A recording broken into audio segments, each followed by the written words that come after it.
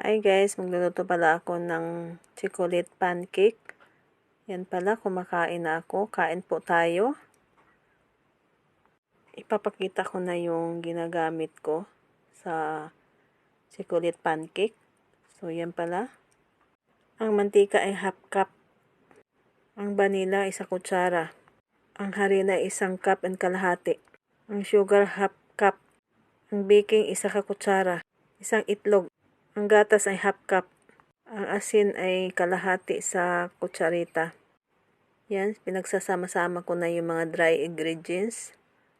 And then, pagkatapos pala yan, ilalagay ko na pala yung asukal. Ilalagay ko na. And then, susunod ko na yung gatas. Pagkatapos pala yan, ilalagay ko na yung itlog. Pagkatapos ang ilagay kong itlog, bali maglagay na pala ako ng vanilla. Ang vanilla ay optional lang din yan. Katapos pa nilagay kong itlog at saka yung gatas, kailangan kong haluin siya para matunaw yung asukal na nilagay ko. Pagkatapos pala nilagay ko na pala yung mantika na siya at saka yung tabliya. Tabliya yung gigamit ko. Ang ginawa ko, pinagsama ko yung mantika at saka yung tabliya. Tapos, bali ininit ko muna siya para matunaw yung tabliya. Pwede kayong gumamit ng Milo, kahit anong klaseng tsokolate, pwede. Pero marami kasi ako dito na tabliya.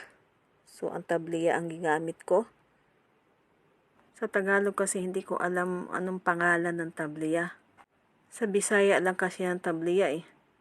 Yan pala, hinahalo ko na siya. Kaya lang naglagay ako ng 2 kutsara ang tubig. Dahil medyo matigas yung minimix ko. Pero dapat kasi wala talaga yan siyang tubig. Pero medyo malapot. Depende kasi sa harina. Pag medyo matigas yung paghalo, so mag-a-add ka talaga ng tubig. So konti lang naman, 2 kutsara.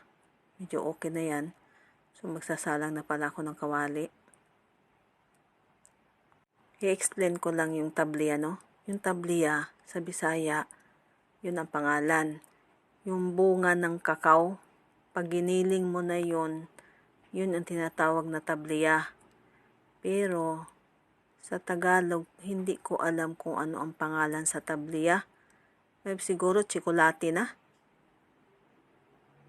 Comment down below. Kasi hindi ko alam po. Yun pala, nagsasalang ako ulit. Kasi yung 3 kanina, hindi ko napakita wala na tapos na. And then, ayan lang. Isa lang muna ang isalang ko. Sa oil, pwede kayong palitan yung butter. Kasi nga, wala kasi akong butter ngayon. So, ang ginamit ko oil. Kahit naman anong klaseng oil na brand. Huwag lang yung used oil. So, pwede kayong maglagay dito ng toppings. Yung nabibili gani na yung honey na liquid, pwede yun. Hindi naman yung tsokolate na liquid. Patapos na pala yung video ko. Maraming salamat sa nanonood. Bye po. Thank you.